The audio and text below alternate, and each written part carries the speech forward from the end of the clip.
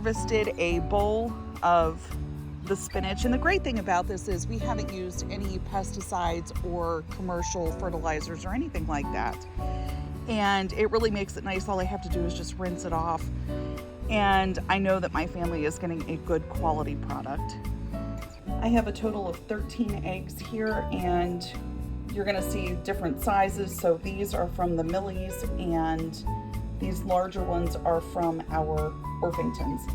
So in theory, you want to use about a dozen eggs.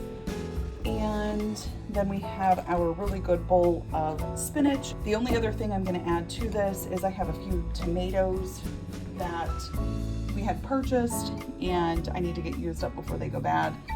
So we're going to toss that in along with some feta cheese, and I think I have a half of a diced onion in the fridge that we're going to use too.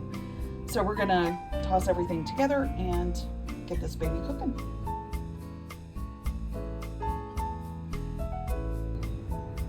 Oven set to 350. I'm going to add a little bit of oil to my pan. I use avocado oil just to get these veggies cooked down just a little bit before we put them into the oven. I do have minced garlic in my refrigerator, so I'm going to add maybe like a half a teaspoon or a teaspoon of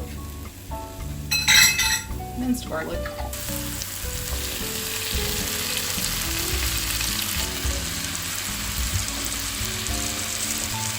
At this point, your spinach has wilted, so go ahead and turn your heat off and remove your pan from the heat to let this cool down. To a larger size bowl, go ahead and crack all of your eggs and compost your shells. They are great for composting.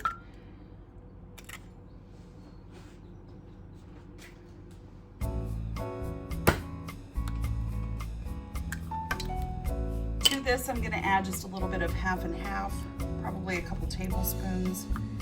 If you have whole milk, skim milk, whatever type of milk you have is fine. Some salt and pepper. And then we're just going to whisk this up. I have a glass, I think it's 8.5 by 8.5 baking dish. And I'm just taking some melted butter and going in and greasing my dish with that. Butter seems to work best to keep this from sticking. We're going to dump our veggies in first and layer them in the bottom.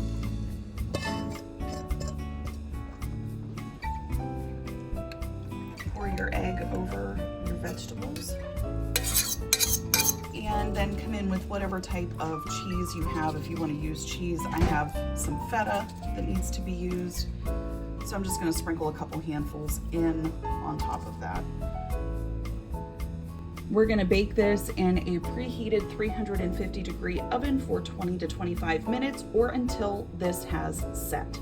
All right, gang, this took about 27 minutes to completely cook the whole way through, and you can see this is just a gorgeous frittata, and it will feed us for breakfast for today and tomorrow. I have some salsa that I canned from last summer's garden. So what you can always do is use that and put that on the side to dip it in or to add some flavor to your egg dish.